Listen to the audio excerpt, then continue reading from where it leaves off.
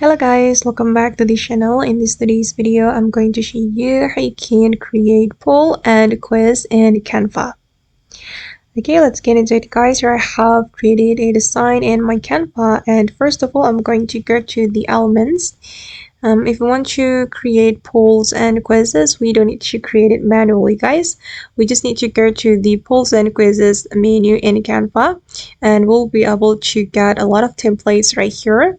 You can either choose quiz or poll, and for me I'm going to select poll, so I'm just going to click on quick poll.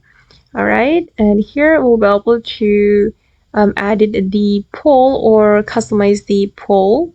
For example, if you want to change the color, just go to the color and then you can choose the color that you like.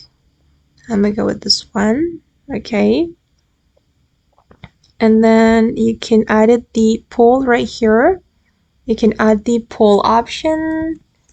For example, I'm going to add this question. Okay, and I'm going to add option 1 and option 2 and also option 3. Alright, if you want to add more options, just click on this option, add option. Okay, and this is the result. Okay guys, and that's all the way to create polls and quizzes in Canva. I hope this tutorial will be useful for you. Thank you so much for watching, and bye!